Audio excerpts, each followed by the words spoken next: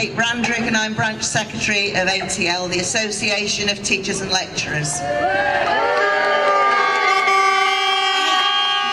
cannot believe I'm standing here. I cannot believe that I am on strike. I've worked for 33 years, 24 of those years as a teacher, and I'd never taken industrial action before the 30th of June. When ATL took that action in June, we thought it would be a one-off. Never before, never again. And we are proud of what we achieved on that day, along with NUT, UCU and PCS. Media coverage allowed ATL's General Secretary, Mary Bowstead, to demolish the government's case. It gave all people working in the public sector the confidence that we could resist, and it forced the government to improve its offer.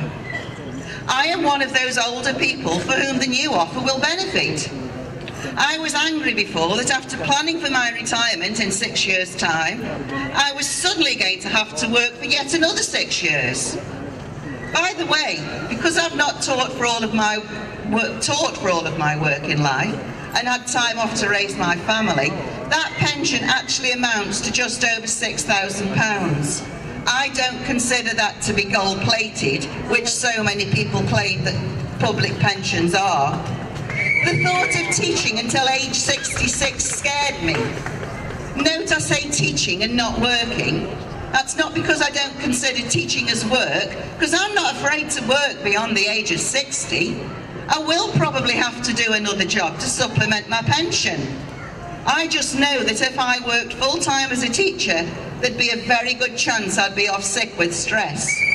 How many of you have organised a children's birthday party for 10 or 12 children and collapsed in a heap after 2 hours exhausted?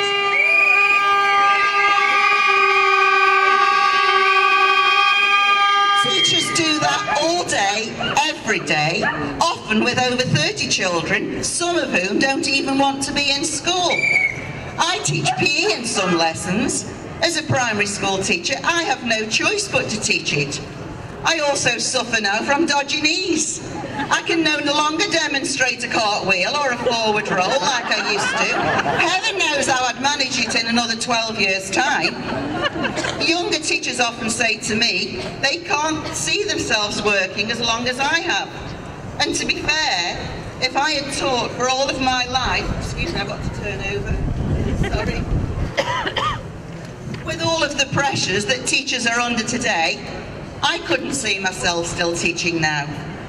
I see on TV and read in the papers people saying we're lucky to have a job.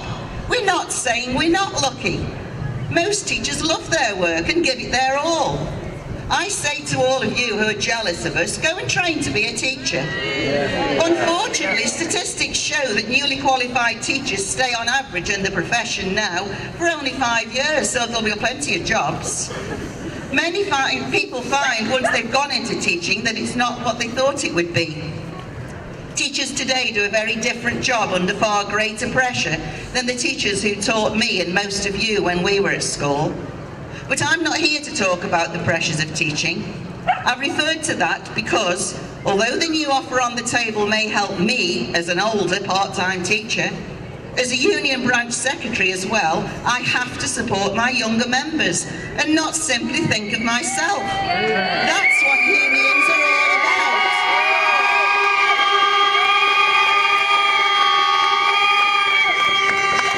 Unions are all about small individuals being united, supporting each other. Teachers, lecturers and support staff, like all public sector workers, have a commitment to their job and the people they work with. ATL members didn't want to strike in June and certainly didn't want to strike today because they care about their students. But we are striking and we are here because we care deeply, not just about our own future, but the future of the profession. We know that increased pension contributions, on top of the expense of training, on top of huge student debt, will deter many talented youngsters from entering the profession.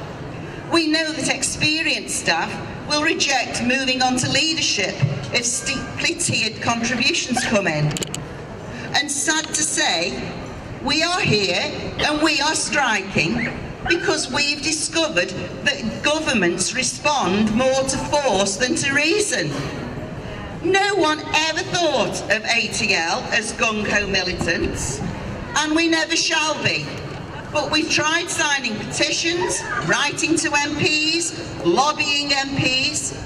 I myself went down to London in half-term, paid for out of my own pocket, I might add, to lobby my MP. To be fair, he was very supportive, and his actual words were, yes, the government is taxing teachers in this. For us, today is a tactic in an industrial dispute. Nothing more, nothing less. We are not here to try to bring down the government. Voters do that. We are not here to complain about the government's economic strategy or even about its education policies. ATL does that elsewhere. No, we have one simple aim for this day, that it persuades the government to go a bit further, far enough for us to negotiate a pensions agreement. But what is the state in this dispute? The June strike took place after 6 months of delay, prevarication and total inflexibility from the government in so-called negotiations. At the time of that strike, the government was saying that we were striking whilst negotiations were still ongoing. What the government was actually saying is, that's the offer, end of. That's not negotiating in my book. ATL members actually believed that the very fact that they were balloting for industrial action would make the government realise it had a real problem on its hands. ATL has been referred to in the press as the Thinking Teachers Union, the Union of Reason. Surely if such a union was considering industrial action, the government would take note. No. Only when almost every public sector union in the country announced strike ballots did the government realise it had to move.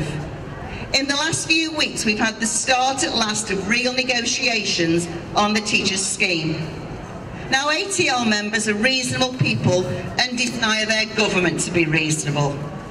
Let's face it, we know that in any negotiations there has to be a bit of give and take. For the first time, it looks as though the government realises this. And so I'm saying today, we must also realise there must be give and take on both sides. We're already in a better place than we were when George Osborne stood up in the House a year ago and announced a fait accompli, a drastic assault on public sector pensions. He thought we'd just roll over and take it. How wrong could he be?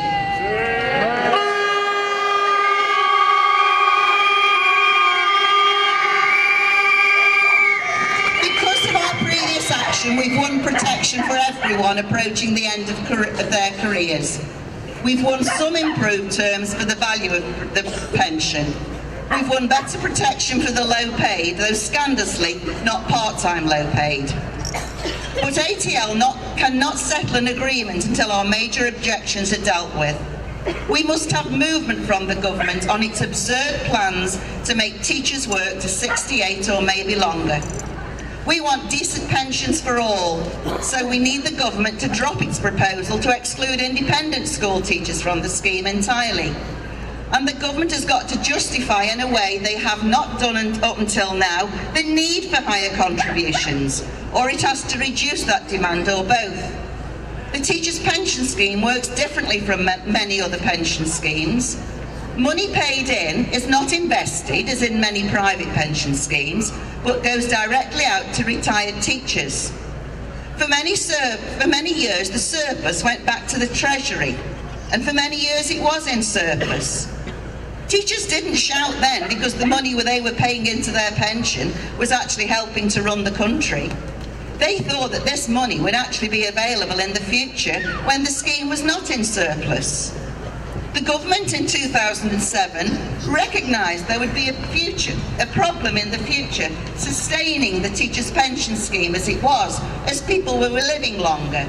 And so they negotiated with the unions for changes to rectify this.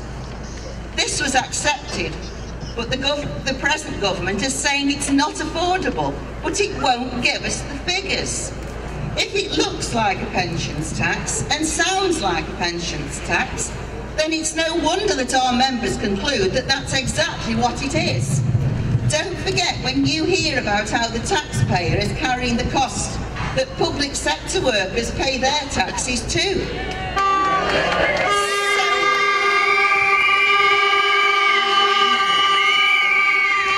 So we need one more push to persuade the government to move again. I hope, ATL hopes, that this is the last time we shall need to do this. We know the government has set a deadline for getting agreement, and ATL's negotiators are working flat out to try to meet the impossible timetable. But the message today is clear.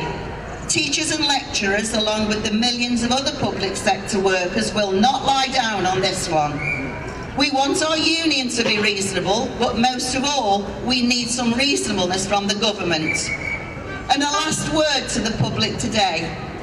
I know that we all regret the inconvenience to the users of the services we provide, but don't believe what the press says about us being selfish. Every taxpayer, including us of course, will suffer if our pensions are hit, because we shall need to claim state benefit in old age if our occupational pension is too small. I ask you, is that good fiscal management? But even more important, we're fighting for our pension because we believe in fair pensions for all. All working people in this country should have access to a decent pension scheme to supplement a woefully inadequate state pension. It's a scandal that so many private pension sector schemes were ripped off in past years, leaving loyal staff with little or nothing when they retire. But where is the sense in bringing everyone else down to that level? I say this public